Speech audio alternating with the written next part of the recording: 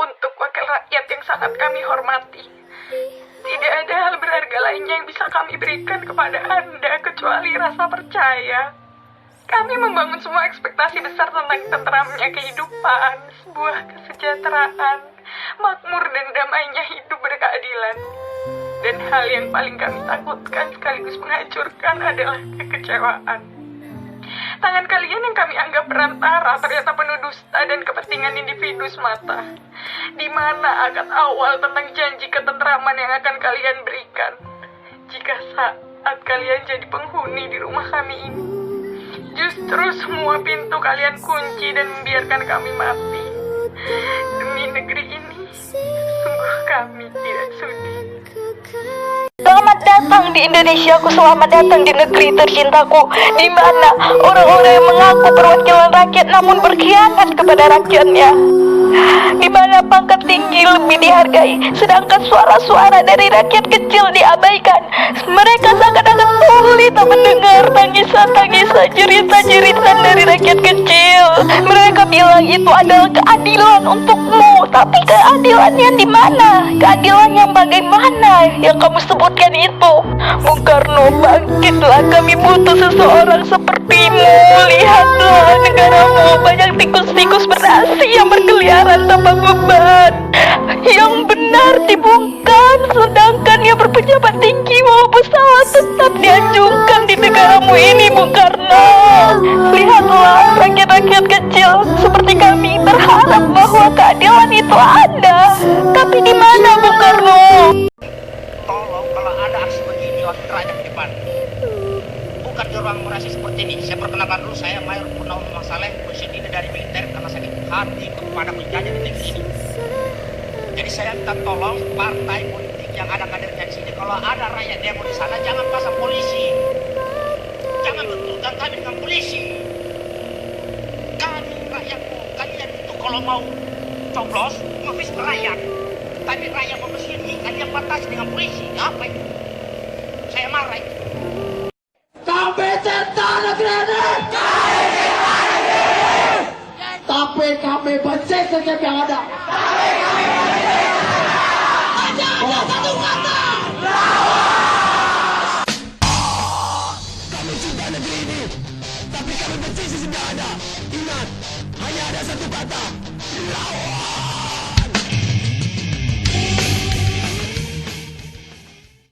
Uang pesangon dihilangkan, UMP, UMK, UMSP dihapus, upah buruh dihitung per jam, semua hak cuti, cuti sakit, cuti kawinan, khitanan atau cuti baptis, cuti kematian, cuti melahirkan, hilang dan tidak ada kompensasi. Outsourcing diganti dengan kontrak seumur hidup, tidak akan ada status karyawan tetap, perusahaan bisa mem-PHK kapanpun secara sepihak. Jaminan sosial dan kesejahteraan lainnya hilang. Semua karyawan berstatus tenaga harian. Tenaga kasir asing bebas masuk. Buruh dilarang protes ancamannya PHK. Libur hari raya hanya pada tanggal merah, tidak ada penambahan cuti. Istirahat di hari Jumat cukup 1 jam termasuk sholat Jumat. Ini apa? Ini apa?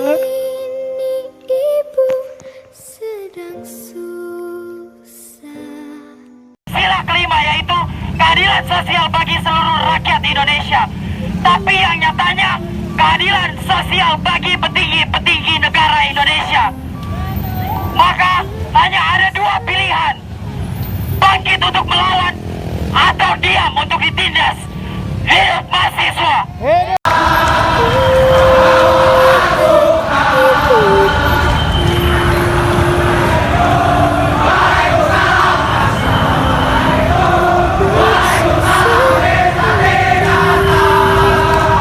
Menantang DPR untuk menyelesaikan rancangan Undang-Undang Omnibus Law dalam jenjang waktu 100 hari. Jika berhasil, Presiden akan berikan apresiasi dengan acungan jempol. Kita tidak bisa melangkah karena tercegat, terhambat oleh aturan-aturan yang kita buat.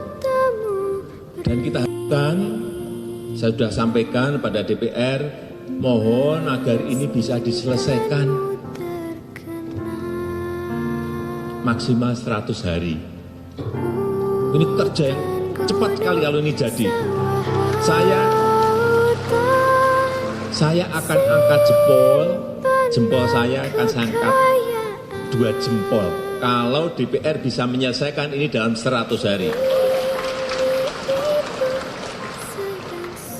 Tidak hanya saya kira Bapak, Ibu, dan saudara-saudara juga wajib ngacungi jempol pada DPR kalau selesai. Wahai kalian yang rindu kemenangan, wahai kalian yang turun ke jalan demi mempersembahkan jiwa dan raga untuk negeri tercinta.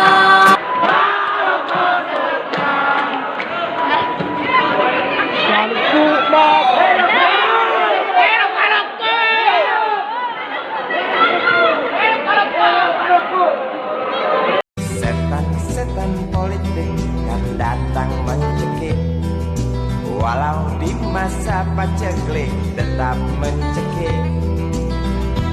Apakah selamanya politik itu kejam? Apakah selamanya dia datang untuk menghantam? Ataukah memang itu yang sudah digariskan? Menjilat, menghasut, menindas, memperkosa hak-hak sewajarnya.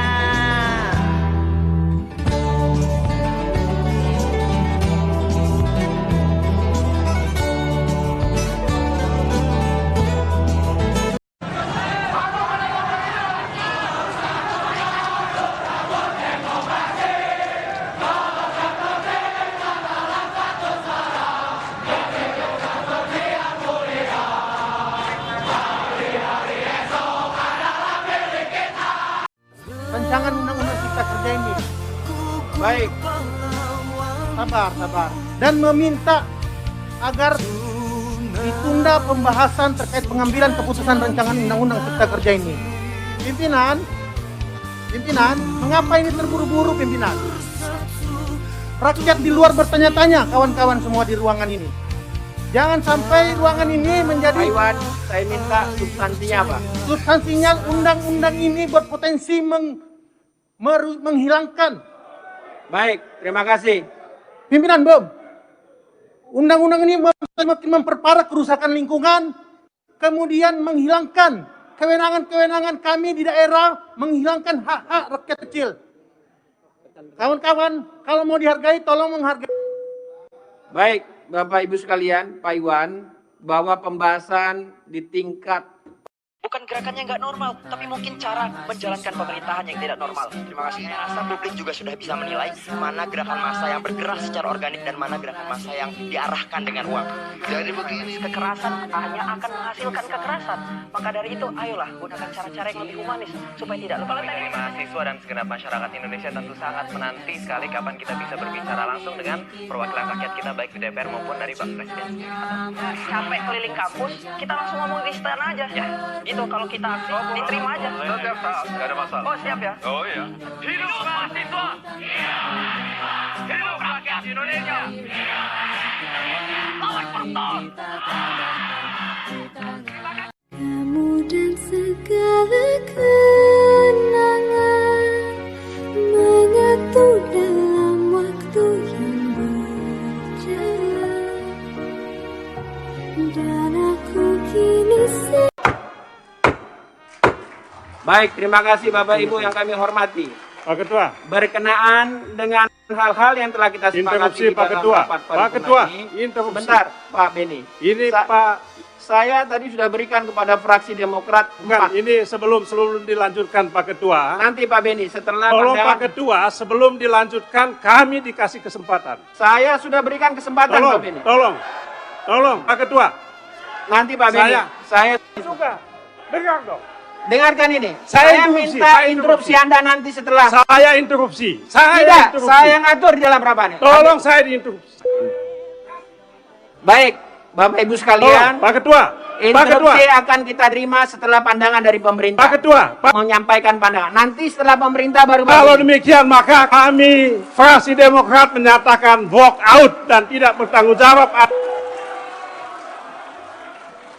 Hah? Ada demo? Tanggal 2-4 September Gedung Senayan penuh peristiwa. Jangan ganggu anggota DPR, belajarlah baik jadi mahasiswa. Pak, dari desa sampai kota, banyak tanda belum sejahtera. Kami ini rakyat jelata, tolong dengar rintihan suara. Hei, anak ayam mandi di kali-kalinya kotor sampah plastik. Suara rakyat sudah dibeli, jangan berharap wakil yang baik.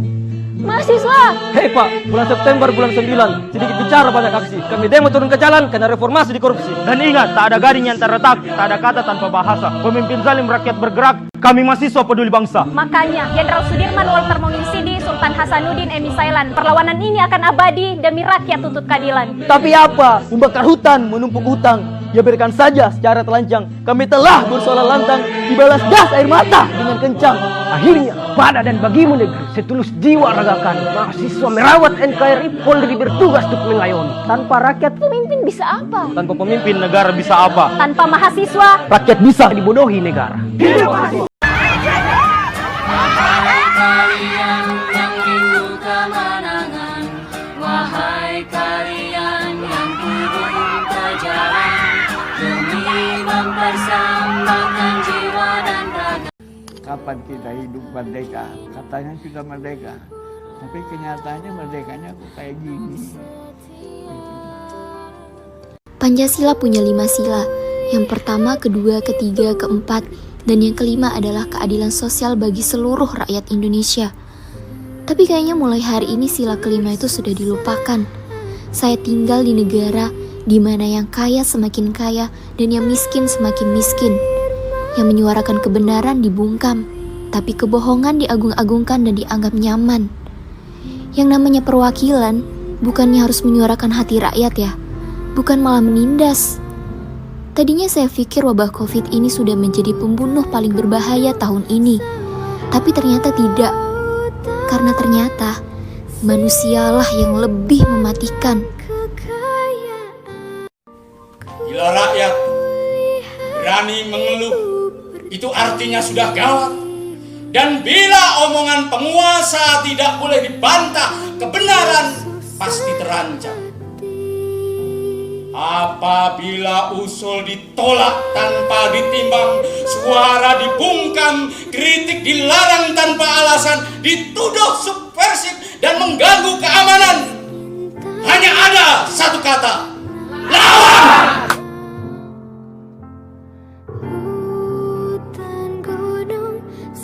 Pembahasan rancangan undang-undang ini hanya ketok saja, tidak ada diskusinya, ya, tidak ada diskusinya.